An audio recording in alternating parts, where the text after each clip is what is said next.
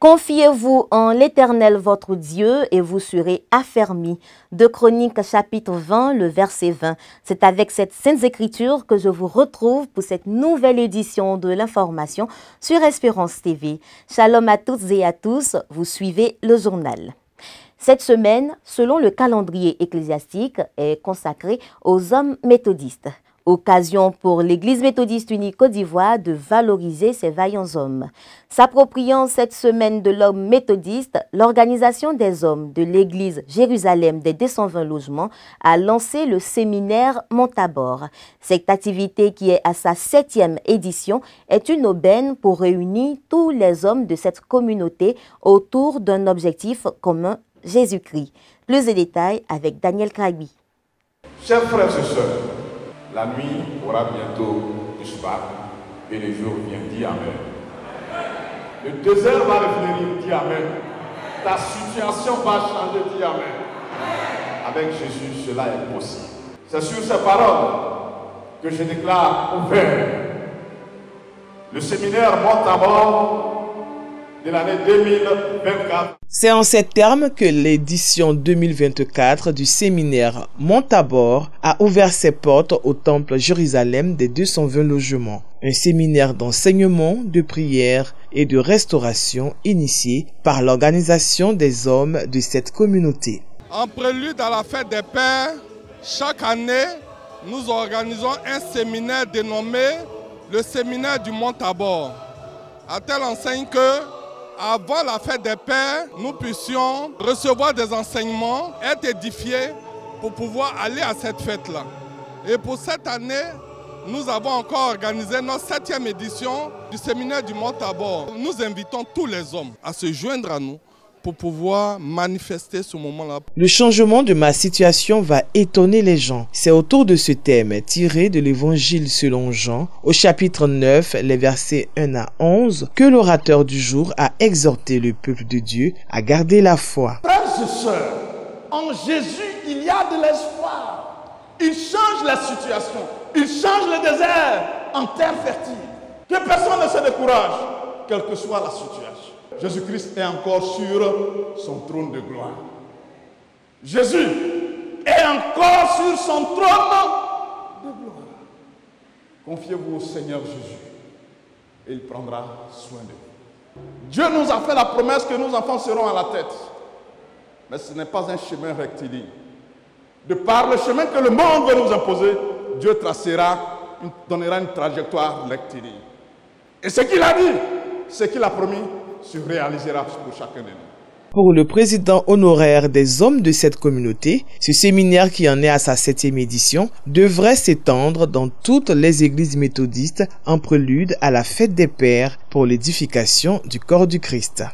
Quelles que soient les difficultés, nous voudrons rendre le Montabor comme un événement national pour les hommes. En organisant Montabor, nous voulons au niveau des hommes déjà créer des activités spirituelles pour permettre d'édifier les uns et les autres, pour permettre aux uns et aux autres de pouvoir consolider les relations avec le Tout-Puissant.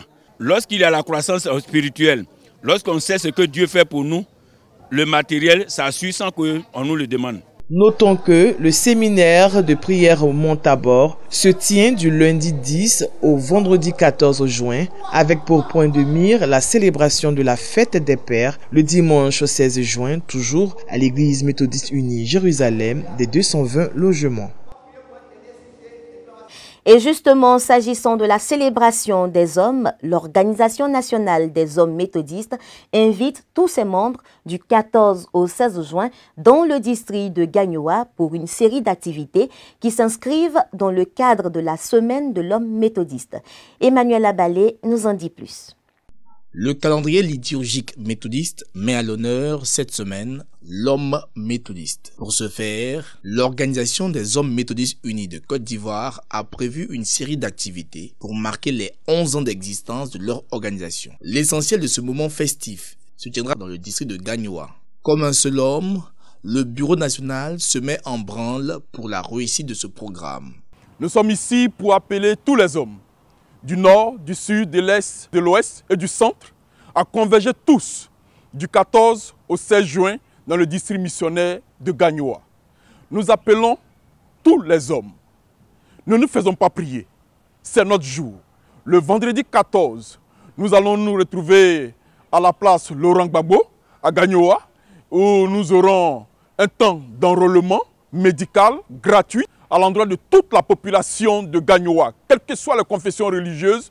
Tous ceux qui auront une pathologie quelconque, ils devront converger à la place Laurent Gbagbo. Du 12 au 14, nous serons dans le village des Ebizekou, où nous ferons une grande campagne d'évangélisation afin d'amener ce village-là à recevoir le Seigneur Jésus-Christ. Le samedi 15, nous aurons la suite des consultations médicales qui ont débuté le vendredi, qui vont s'achever le samedi 15. Et le samedi après-midi, nous aurons un tournoi de Maracana doté du trophée Bishop Benjamin Boni. Ce sera 8 équipes qui seront présentes pour disputer ce trophée Bishop Benjamin Boni. Et dans la soirée, à partir de 19h, toujours à la place Laurent Gbagbo, il y aura un grand concert d'évangélisation.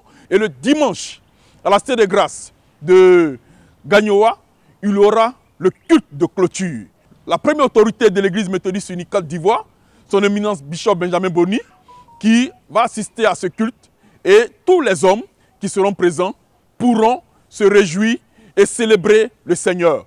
Inscrit dans la vision missionnaire de l'EMUSI, qui est l'évangélisation en tout temps et en tout lieu, l'organisation des hommes méthodistes unis de Côte d'Ivoire, en abrégé OHMUSI, veut s'engager dans cette dynamique pour le salut d'un plus grand nombre.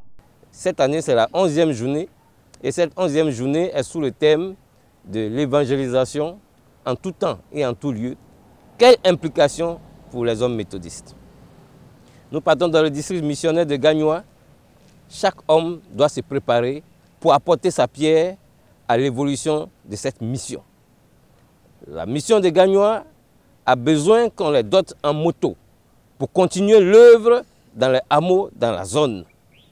Nous appelons tous les hommes en Côte d'Ivoire à se joindre au bureau national pour offrir au moins 5 motos au district missionnaire de Gagnoa. Non, nous ne saurions nous taire devant tant de cœurs souffrants. Resteriez-vous sans rien faire? Furiez-vous encore nos rangs? Homme méthodiste, tu es interpellé. Toujours dans le cadre des activités de l'Église, le district Abidjan Nord tient en ce moment même son grand rassemblement spirituel dénommé Festival de Grâce. Le lancement de cette rencontre a eu lieu le dimanche dernier dans toutes les églises locales de ce district.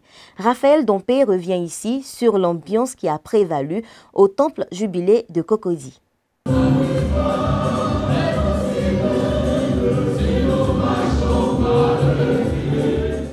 Dans le souci d'édifier le peuple méthodiste du district Abidjan Nord, le surintendant très révérend pasteur Michel Lobo a initié depuis 4 ans maintenant Festival de Grâce, une semaine de prière et de rassemblement autour de la parole de Dieu. Le culte de lancement officiel de cette activité s'est tenu le dimanche 9 juin 2024, simultanément dans 15 églises locales du district Abidjan Nord, notamment le temple jubilé de Cocody. Au cours de cette 4e édition des prières pour les familles, les élèves et étudiants en classe d'examen et concours, les personnes malades ou en situation de difficulté ont été observées. Dans un élan de dévotion, l'orateur du jour, révérend pasteur Serge Eddy, en charge de l'église méthodiste Bethesda de Bingerville, a maintenu le peuple de Dieu en éveil. Il s'est appuyé sur le texte de 1 Samuel chapitre 1, versets 1 à 19 pour traiter le thème « Dieu règne encore » à travers l'histoire de Anne dans la Bible. Tu as assez confié l'affaire aux pasteurs, aux hommes de Dieu, aux amis. Ça suffit. Assieds-toi, même à même le sol, pour faire asseoir ton Dieu, pour dire à ton Dieu, il faut que je te parle. Arrête de partager ton argent et tes richesses. Assieds-toi. Parle à ton Dieu. Je parle de tous ces gens qui vivent au quotidien les douleurs, les humiliations de la vie. J'écoute ce programme de grâce, c'est un programme pour toi. Viens essayer la prière qui repose sur la parole de Dieu. Suite à cet enseignement, les fidèles sortent de ce lieu de culte, l'âme nourrie et la tranquillité dans le cœur. Le lancement, il est bon, ça nous motive, ça nous incite à vraiment prendre part au programme. C'est une très bonne chose. En tout cas, je félicite le district Abidjan Nord. Le messager nous a vraiment réveillés, nous étions timides, mais il nous a fait voir que notre Dieu est vivant, notre Dieu règne encore et nous devons aller de l'avant avec lui. Vraiment, nous avons été bénis, nous avons été édifiés et le Seigneur nous a rappelé encore une fois ses promesses. Nous ne pouvons que dire merci au Seigneur car nous pouvons compter encore sur sa grâce et sa fidélité qui demeure avec nous. Nous voulons vraiment prendre conscience et surtout nous asseoir maintenant pour dire qu'il est temps que ça change. On est parti de gauche à droite, on a tourné, il est temps de s'asseoir comme Anne pour donner, pour montrer et pour pleurer devant la face de Dieu.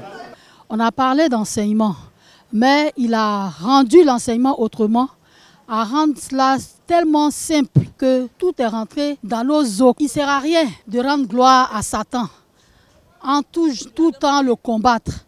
Mais il est bon qu'on rende la gloire à Dieu qui règne, en nous mettant en genoux devant Dieu, même à s'asseoir pour lui exposer nos problèmes. Cette campagne de prière lancée, les fidèles sont attendus les 12, 13 et 14 juin 2024 dans les églises du district Abidjan Nord afin d'implorer la faveur de Dieu dans les familles. La clôture de ce programme aura lieu le dimanche 16 juin 2024. Festival de grâce, chacun prend sa part. Parlons santé à présent. Dans sa volonté de maintenir son statut d'établissement sanitaire de référence et d'offrir des soins de qualité à ses patients, l'hôpital méthodiste de Dabou continue d'œuvrer à travers l'acquisition de nouveaux matériels modernes qui viennent renforcer son plateau technique. Daniel Kragui.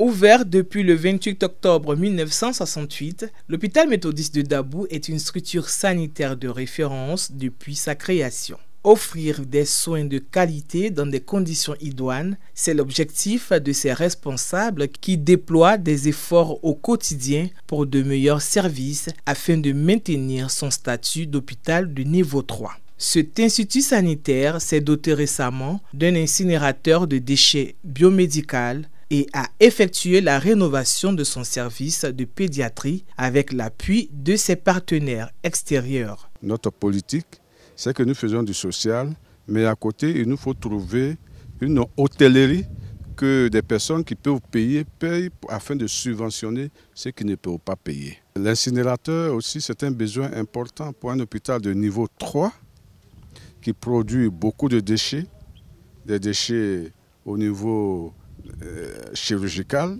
au niveau médical, mais des déchets septiques. L'incinérateur permet de régler tous ces problèmes et surtout que nous avons pu avoir un incinérateur qui respecte toutes les commodités, toutes les normes de respect de l'environnement. Pour le directeur général de l'hôpital méthodiste de Dabou, ces acquis sont dus à l'intervention de Dieu sans qui rien n'est possible. Il invite ici le peuple de Dieu et particulièrement les méthodistes à s'approprier cet hôpital qui est le leur. Ce qui était un luxe hier, il y a 50 ans, ne l'est plus aujourd'hui. D'abord, ça s'est dégradé, mais ce n'est plus les mêmes commodités. Donc notre travail, c'est d'améliorer le circuit des patients. L'accueil, les salles de consultation, les salles d'attente, les hospitalisations et tout cela. Nous disons merci à l'Église, à tous les acteurs, les méthodistes. L'hôpital méthodiste, c'est une propriété de l'Église méthodiste. Cet institut sanitaire à caractère social et holistique, il faut le noter, est un puissant instrument d'évangélisation de l'Église méthodiste unie Côte d'Ivoire. La lutte contre le VIH-Sida reste l'affaire de tous. Vu la nécessité d'apporter des fonds additionnels en vue de soutenir les personnes vivant avec la maladie, des associations chrétiennes s'unissent pour mobiliser des fonds afin de répondre à ce problème de santé publique. À cet effet, une conférence de presse tenue ce mardi 11 juin a permis de lancer les activités d'un appel de fonds. Plus de détails avec Daniel Kragui. Avec un taux de prévalence de 1,8%, dans la population générale de 15 à 49 ans, l'État ivoirien veut éradiquer le VIH-Sida comme problème de santé publique à l'horizon 2030. Un défi qui nécessite la domestication des financements, alors que les bailleurs de fonds extérieurs deviennent de plus en plus réticents face aux nouvelles priorités qui se présentent à eux. Une situation qui préoccupe au plus haut niveau les autorités compétentes. Il nous faut beaucoup de moyens pour qu'on diminue le nombre de décès liés au sida. Il faut beaucoup de moyens pour identifier tous ceux qui sont potentiellement porteurs de la maladie. Mais nous devons continuer la lutte. C'est pour ça que cette réunion de ce matin est primordiale et capitale, pour qu'au niveau national, nous-mêmes d'abord, on se prenne en charge. On ne va pas continuer à compter sur l'extérieur. Donc c'est à nous de nous prendre en charge, c'est à nous de nous mobiliser, c'est à nous de soutenir notre fonds, c'est à nous de contribuer à mobiliser les ressources pour faire face aux défis qui nous attendent. Le défi, c'est le dépistage, l'identification des personnes potentiellement infectées. Le défi, c'est les traiter également. De les accompagner pour que, grâce au traitement, ils vivent une vie normale. C'est un appel auquel la Conférence des évêques pentecôtistes évangéliques de Côte d'Ivoire, en abrégé CEPECI, veut répondre en s'engageant à se mobiliser pour la prise en charge des personnes vivant avec le VIH-Sida. Notre mission en tant qu'homme de Dieu, c'est d'être aux côtés de l'être humain. En ce qui concerne le rôle psychologique que nous jouons dans la vie, surtout des êtres humains, mais qui ont atteint un état de faiblesse. Au-delà de l'être spirituel, de l'aide spirituelle que nous pouvons apporter, il y a aussi cette aide matérielle. Il faut y ajouter à l'aspect spirituel, à l'aspect psychologique, le soutien financier. Nous sommes très bien conscients. Cet engagement se traduit par la mise en place d'une stratégie de mobilisation de fonds dont la première activité démarre le 27 juin prochain. L'annonce a été faite lors d'un point presse organisé ce mardi 11 juin dans les locaux du Fonds national de lutte contre le sida. Pour la directrice de cette institution, tous autant que nous sommes, chacun à son niveau, devrait s'impliquer dans un élan de solidarité, mais surtout de citoyenneté. Chacun d'entre nous, que ce soit les personnes physiques ou les organisations, tous secteurs confondus, devrait donc s'impliquer dans les limites de ses moyens dans le déploiement des interventions affectées par les déficits de financement dans l'élan de solidarité et surtout de citoyenneté. Ce qui est en jeu ici, c'est la santé et la longévité collective. Personne ne devrait se sentir dispensé d'une contribution. L'assistance du FNDS permet aux personnes qui souhaitent contribuer à la dispensation de soins vitaux d'unir et de coordonner leurs efforts pour une meilleure efficacité et une grande efficience. Ne dit-on pas qu'unis, nous sommes plus forts? Avec les nouvelles infections qui sont constatées, surtout en milieu jeune, le défi d'éliminer le VIH-Sida comme problème de santé publique d'ici 2030 par le gouvernement ivoirien reste l'affaire de tous. L'État de Côte d'Ivoire veut renforcer son offre de soins de santé avec un personnel exemplaire. À cet effet, l'Assemblée nationale a adopté 4 projets de loi visant à doter d'un code de déontologie les sages-femmes, infirmiers et les maïeuticiens ivoiriens. Les professions d'infirmiers, de sages-femmes et de maïeuticiens désormais régies par des codes de déontologie. Les projets de loi déterminant les règles de bonne conduite pour ces métiers du corps médical sont adoptés à l'unanimité par les députés à cette plénière. Toute profession doit être bien encadrée et pour que ceux qui y travaillent prennent toutes leurs responsabilités et sachent leurs limites. Et ça, c'est vraiment le rôle de l'État de pouvoir baliser toutes ces fonctions, surtout que cette fonction aborde les aspects de vie. Je pense même que cela aurait dû être fait depuis, mais ma foi, il n'est jamais trop tard. L'infirmier est donc le premier contact au niveau des infrastructures sanitaires. Et donc, souvent de fois, les questions de malappréciation ou bien de négligence de certains membres de la profession conduisent directement à un décès. Et donc aujourd'hui, cette profession a besoin d'être encadrée. Les sages femmes, leur nom, ce sont les sages. Mais nous avons constaté que dans ce corps, il y a beaucoup de dérapages. Et donc, ce code est très bienvenu pour que vraiment chacun connaisse sa place et que chacun puisse exercer en toute quiétude et que les patientes que nous sommes toutes, nous soyons dans des meilleures conditions. En plus de ces textes visant à renforcer la qualité et l'offre de soins dans les centres de santé, 2 autres projets de loi de ratification également adoptés. Il s'agit du projet de loi de ratification d'ordonnance d'orientation du transport intérieur et le projet de loi de ratification portant réforme des impôts sur les traitements, les salaires, les pensions et les rentes viagères à la charge des salaires. Ces travaux dirigés par le président Adama Bictogo marquent la dernière session plénière de la première session ordinaire de l'Assemblée nationale. La cérémonie solennelle de clôture de cette session est prévue le 28 juin prochain. Parlons environnement avec la cacaoculture ivoirienne qui est menacée par les réchauffements climatiques. Les producteurs s'inquiètent de la baisse des productions due aux différents changements climatiques. Ça fait plus de 7 ans que Nestor a planté cette cacaoyère. Comme un Ivoirien sur 5, il vit de la production de cacao. Mais aujourd'hui, son activité est menacée. En 2 ans, sa production a été divisée par 2. Les fèves dépérissent à même les arbres. Vous voyez l'effet du soleil.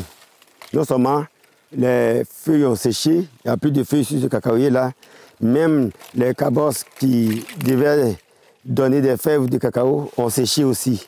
Cette année, les pics de chaleur ont été particulièrement forts dans toute la sous-région à cause du phénomène El Niño. Un record à plus de 41 degrés a même été constaté dans la ville de Dimbokro. En 2023, déjà, une pluviométrie beaucoup trop importante avait causé une baisse de production de près de 35% dans le pays. Des phénomènes extrêmes que les météorologistes cherchent à anticiper.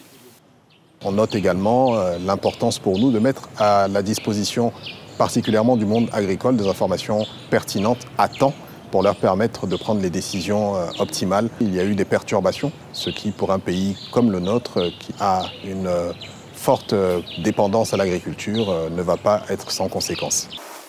Pour améliorer l'adaptation aux effets du changement climatique, les initiatives se multiplient dans le pays. L'Organisation des Nations Unies pour l'agriculture développe ici un projet d'agroforesterie. Les essences forestières qui sont fournies permettent plus tard, quand ils grandissent, de donner de l'ombrage aux feuilles, aux cacaoyers en fait. Donc il permet aux cacaoyers d'être un peu plus résilients par rapport au changement climatique et partant, il donne une bonne productivité.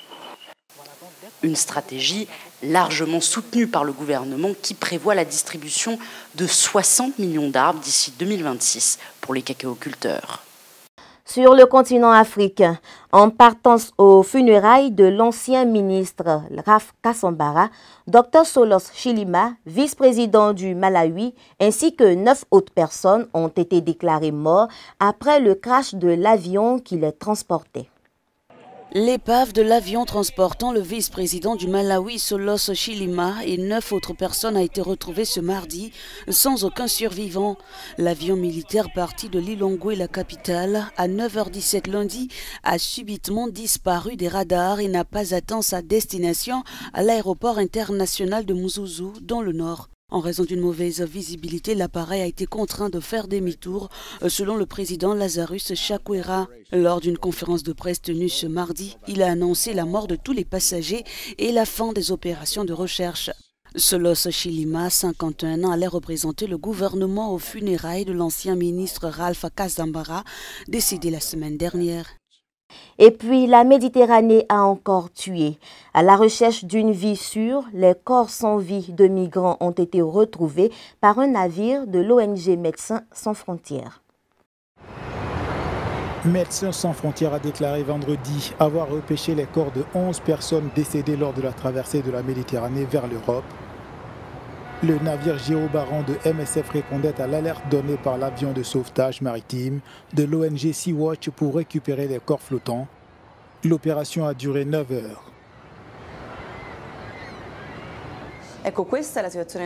C'est la situation en Méditerranée centrale et c'est une situation qui est la cause de la conséquence d'un choix politique. Ce n'est pas une urgence que nous ignorons, ce n'est pas quelque chose d'imprévisible. Les gens essaieront toujours de trouver une vie sûre, pas vraiment une vie meilleure, mais une vie sûre. Et il devrait y avoir des voies légales pour échapper à des situations absolument inhumaines.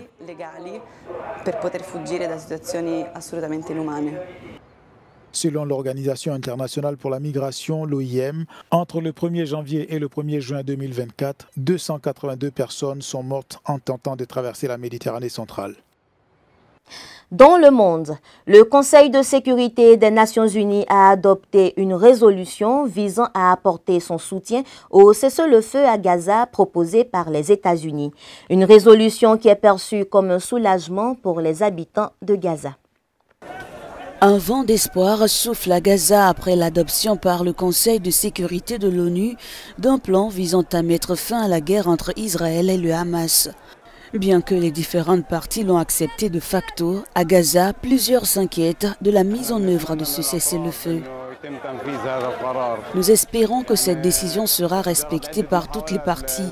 Bien qu'il y a eu plusieurs tentatives de cesser le feu, nous souhaitons que celle-ci soit effectivement mise en œuvre par tous, sans opposition. Nous espérons pouvoir revenir à Gaza. Cela suffit, nous sommes épuisés.